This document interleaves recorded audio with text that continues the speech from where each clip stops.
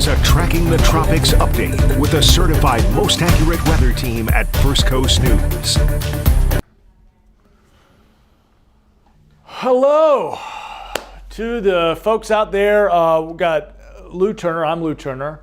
And there's my friend, meteorologist Robert Speta. A couple of meteorologists looking at what is happening with the very latest in Hurricane Milton. So what we're seeing on the screen right there is your watches and your warnings that are pertinent right now. But before we and we'll leave this graphic up, but before we get into that, I'm just gonna kind of quiz Mr. Speta for a second. Just and really not a quiz as far as, I'm just curious your vibes, what you've thought so far of what we've seen from Milton. This storm does make me nervous.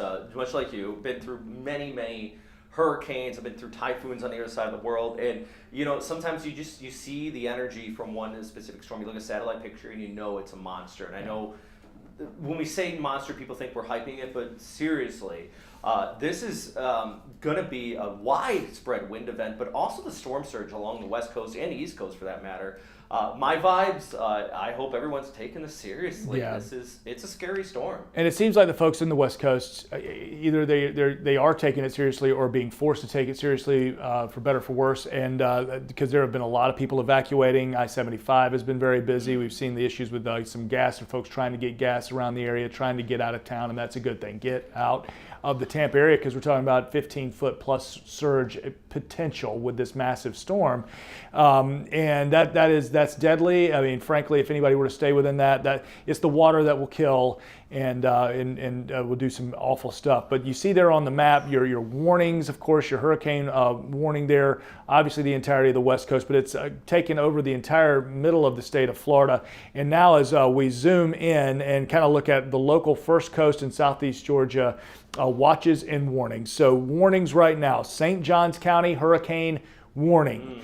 Putnam County, hurricane warning. Where Robert Speta is going to be, Flagler County, as he goes and chases hurricane conditions through this Wednesday night, Thursday morning, hurricane warning there. And so when we say hurricane warning, hurricane conditions likely within 36 hours. So we're going to experience those conditions. We're going to go county by county here in just a minute. But what we see there for Nassau, for Duval, for Clay, tropical storm warning. And that means we're going to get gusts, sustained at 40 plus, which will shut down bridges. And we'll get gusts higher than that, of course. And then everywhere in yellow, what we see are the tropical storm watches still, and that would be most of Southeast Georgia as well. Takes on the cone, Robert. Well, right now it is a Category 4, so it has weakened, but I don't like using that term because this is still a monster storm system. It still has a very well-defined eye, a lot of convection. I'm still seeing lightning around that center. That indicates explosive convection in there. And so when we look at the cone, please don't let the fact that it's going down to a 3 make you think, all right, I'll be fine. It's going to weaken.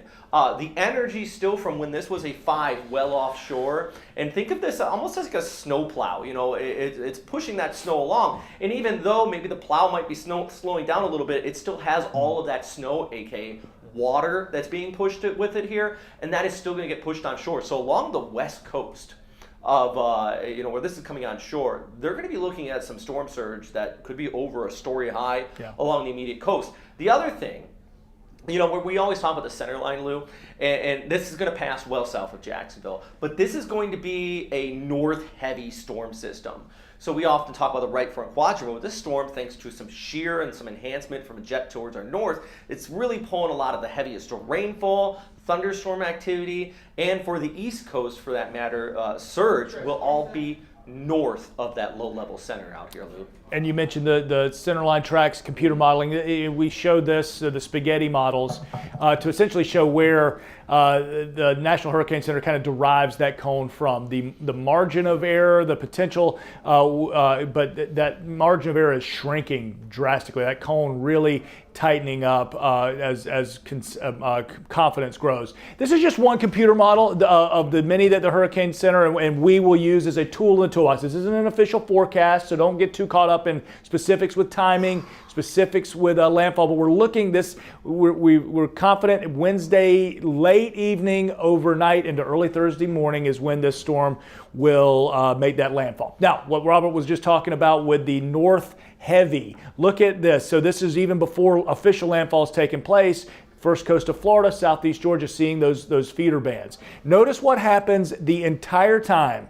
Now again, not an official forecast, but this is good guidance. The entire time this computer model plays out, what do we get? We're getting these strong northeast winds. Now, not to mention heavy rainfall coming in bands that could put upwards of a foot of rain in some areas, even more. But continual northeast to east pounding of the beaches, a beach pounder. Even as the eye wall exits Florida, you're getting water stacking up into the inlets, Matanzas Inlet, Nassau Sound, Mayport jetties, St. Augustine, we continue to get that water stacking up, and that's what's going to lead to some surge. And what you just showed right there, you were showing about 5, 6 a.m. Yep. where we had that continuous onshore flow. That is also about the same time as high tide there Thursday morning. Right. So we're talking about, when we say 3 to 5 feet, we're saying above the high tide mark. So if the high tide already is kind of up there in your area, because we have been seeing that nor'easter, yep. That's going to be even higher than that. So this is definitely going to be looking at, as you mentioned, a lot of those inlets around St. Augustine, Matanzas Inlet, all the way down to Flagler Beach. You're going to be looking at some coastal flooding here. You can call it a storm surge. Yep. It's going to be water being pushed on shore due to the storm. And we'll talk about the usual suspects in a second, thinking about Davis Shores in St. Augustine, downtown St. Augustine Bayfront that gets river water up into the Avenida Menendez, there, that main street looking over the river. Downtown Jacksonville, Riverside, looking into San Marco, just have those things in mind. Let's take a look at some of the kind of the wind gradients and the big numbers that matter. So when we talk about 40 miles an hour winds, and that's where we have kind of highlighted in yellow there, that's when bridges close. 60 miles an hour up, you get widespread trees down, power out. That's where we got highlighted in orange. Now 75 and up, would be sustained, not necessarily gusts. That's when you get roof damage, power line damage, extensive widespread power outage. Now the wind gusts in bursts now causing some extensive damage as well, and that's when we're talking about massive limbs coming down and causing property damage. But while we have our hurricane warning, thinking St. Johns County, thinking Putnam and Flagler counties, it's because of the fact that we'll get those 80 mile an hour up gusts. Robert was talking about our high tides. Here's our critical high tides, all up and down the First Coast. Now, a couple of tides will be important, but really, since we're talking about 10 p.m. Wednesday night to 10 a.m. Thursday morning, your main impacts. Look at this. So Main Street Bridge, 3:03 a.m. That's downtown Jacksonville, for those who may be out of the area. A couple hours earlier would be Jacksonville Beach, 1:41 a.m. Fernandina Beach, your high tide overnight will be 2:12 a.m. St. Augustine, 1:52 a.m. So downtown area there. St. Simons, 1:37. And then Palatka, we're going way upriver in Palatka, 8:27 a.m. Thursday morning. And we mentioned that as well because of the stacking up water, the high tide, and the Palatka, obviously in Putnam County where that hurricane warning is. We'd be interested in seeing potential for some pretty good street flooding there downtown. The timing, your Wednesday 10 p.m. to Thursday 10 a.m. For impacts, the strong northeast gusts, which we saw in the computer modeling with power outages. Let's plan, today's the day to prepare for all power outages, all your yards, getting anything that could become debris ready and raring to go. Storm surge, heavy rain with the storm preps done today. All right, your county by county, Robert. You're going to be in Flagler County, and I know that kind of the two box sort of squeezes this. But let's talking for a second. When you go and get into one of these, like you said, you've been in the Pacific, you've covered typhoons. When you get into one of these situations, what's your game plan? What's your strategy for chasing storm? Well, I think one of the big things, and this is more of a practical standpoint for people that are hiding from the wind, know which way the wind direction is going to be coming from. So good duration of this storm, it will be coming onshore from Flagler County up through St. John's into Duval, all along our East Coast. So something that might be simple that you may think about is park your car on the west-facing side of a building, or maybe not even between buildings, because then you get a funneling effect. The west side. along behind a sturdy building, something like that. It just helps save you kind of your property from flying debris or anything like that. That's something that, from a chaser standpoint, somebody going out there, we always try to remember which way is that wind going to be coming from. You always try to stay on the lee side of a sturdy building for that. So if you're riding out this storm, anybody along the coast, make sure you have those east-facing windows. If you can board them up, try, but make sure there's no debris or anything just outside of them. That's kind of my biggest advice, especially with your cars, if you don't want any damage to your cars due to flying debris or anything like that. And then in the chaser perspective, having been out of them, always having the escape route, right? Listen, we're talking to an audience that need to be preparing and staying the heck out of this. Yes. But as folks are the curiosity, I think, element of how does that chase work? You gotta know how to get away. And get out safely as quickly as possible with water in particular.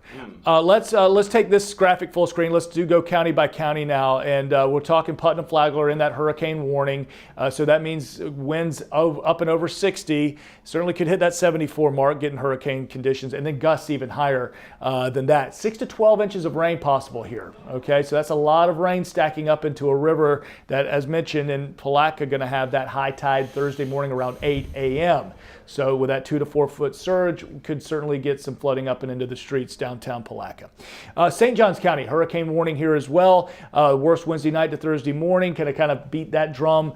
Surge 3 to 5 feet downtown St. Augustine. Davis Shores, mentioned you a couple of times. Think about the water that can come up into businesses there along Avenida Menendez, like Harry's down there. Shout out to a good spot. And rainfall 7 to 15 inches potential. Now getting to Duval, Clay County, this is where we've got our tropical storm warning. So that's winds to 40, which could shut down bridges. Let's be prepared for that. Gusts 65 and up, and rainfall 6 to 12 inches. When we're talking about shutting down bridges, this is why we say today is the day to be prepared, because Wednesday, especially into the evening, you want to be where you're going to be. You don't want to be leaving and getting yourself stranded on one side of a bridge that you can't get back over. Nassau, Glen, Camden County, so we in tropical storm watch conditions here. Surge 1 to 2 feet, winds 40, gusts 55 and up, 2 to 6 inch rainfall. And for western counties and for southeast inland Georgia, I'm more concerned about the folks who've had power issues already, power outages from Helene, the power outages continuing yet again. So Robert and I'll kind of leave you with this note. I don't know if you're seeing any questions pop up specifically, Robert, but just with the 7-day forecast, I want to emphasize the fact that Wednesday, Thursday are the big days, of course, hammering home Wednesday night into Thursday morning. We've got to be careful, because this is one of those things just similar to Helene, that's going to happen while a lot of folks would be trying to sleep. Yeah, another thing I do want to note is by the weekend, we're going to have some cool northerly winds. Yes. It's actually going to feel autumn-ish out there. 50s maybe for some areas. So, do want to ask you a couple questions here. This is the first one that popped up, and I think this is an important one. So Jill Graves asked, if we live in Mayport, in a flood-prone area, with the storm surge and the rainfall that we are expecting, do you suggest them evacuating? So a flood-prone area in Mayport town. Like, it depends exactly where you are. But I think with 2 to 4 feet, if you're in one of those spots right on the marsh, you probably want to evacuate or head to a shelter and just kind of get off of that. Here's the deal with my, just kind of my rule of thumb on advising people on evacuations, right? Because evacuation orders obviously come from a higher power than me, and they're zone specific. And the reason they put zones out there and do it staggered as opposed to saying, everybody just get out if you want to. The reason they do that is because there's people trying to get out of Tampa. There's people trying to get out of areas that's life and death, running from a situation that would kill them, which puts a lot of bodies on roads. That's why we can't officially tell everybody, you need to leave, because it could create an irresponsible situation. Now, I will say, I'm nobody's daddy except the 2 kids that live at my house. I'm their daddy. I'll tell them what to do. I'm not your daddy, so I'm not going to say, don't you evacuate. If you, in your heart of hearts, don't feel safe, get on the road and get out. Do it. If in your heart of hearts, you can't. It just would be irresponsible of me to tell you, nah, stick it out, and then something happens, right? Yeah. God forbid. And I think with this person, she's specifically asking, so it seems like she's kind of worried about it. So it goes right off what you're saying. 100%. If you're concerned and you know that your area does flood in these storms, then do what's best for you and your family. Absolutely, especially if you know you got some friends, family that you can go hang out with out of this situation, or a shelter that you can go to. Do what you got. It seems like you got it right here in the gut. So there you go. And one other question I do want to touch on is that I've had a couple people out of Columbia County, Ware County. They're still dealing with the effects of Helene, and they're asking, "What about us?" Yeah. And I think if there's any good news, which there's not much good news with the storm, is that the track is further south. So places like Waycross, you're going to get some windy conditions, but you're not getting hurricane conditions like they are further towards the south. That's a good question. Andy, are we able to go back to my other Max? We're showing a great loop here. I'm going to take the 7-day off, and you're just going to bear with me as I zoom county by county again, because I want to answer this question for you specifically. Okay, we're going to go zoom out to, you mentioned Columbia County. Okay, so anywhere, Columbia County is sort of split down, it's not in the middle, but down its side by I-75 and then in the middle by I-10. Anything west of I-75 is in a tropical storm warning situation. So you're going to get tropical storm conditions west of 75, very close to Lake City. That's good. Those are big impacts when it comes to power outages, when it comes to trees down. Think about that. So certainly Columbia County, who have been dealt a tough hand with Helene, with the power outages, unfortunately, you could be looking at gusts to 50 and over, and that does mean power outages for you. Now, Ware County, so Waycross, Pierce County, Blackshear, Brantley, Charleston, so talking about Folkston as well. There's still people without power, right? So have ways to charge devices. However you've been doing it, however you've been getting along, have ways to charge devices. Have ways to see around the house. So have your LED lanterns or whatever flashlights you have, plenty of AA, AAA batteries, whatever they take. Get them prepared, because again, as mentioned, this is going to be an overnight situation. If you need to get up in the middle of the night and move around, heaven forbid you trip and fall, so have those lights right there by the nightstand. And hopefully it's one of these situations where, as Robert said, a more southern path, it leaves you guys the heck alone. And if it's a couple of power outages, you're able to stumble around the house with your lights, and maybe it's even something that you can sleep through. Here's hoping for that. Unless my friend Robert Spetta, which you need to get on the road, it's time to go for you. I know you got some tracking to do. Unless we have anything else, we can call it a stream and check in with them here again in a few minutes. I think the key thing is just continue to check back in. I mean, you're watching this video, you're already taking the right steps to staying informed. I'm not saying you have to watch us. We appreciate it. We sure do. But you're staying informed, because there's a lot of misinformation going on around about this storm, and that is critical in just, maybe scaring people or giving them the wrong stuff. Make sure you're getting that correct information, because this is it is a dangerous storm. I know this is Florida. We've been through them all, but this one reminds me of a few of the strong ones we've had in the past, that no storms are the same, but it is dangerous. So make sure you're being smart about it and taking those warnings seriously. Be safe out there. Robert, you be safe. For Robert Spetta, for Andy, my guy running the 1s and 2s, I'm Lou Turner. There will be another update, a big update from the National Hurricane Center at 11 o'clock. If you don't hear us from us before then, you'll hear from us then. So have a good one, folks.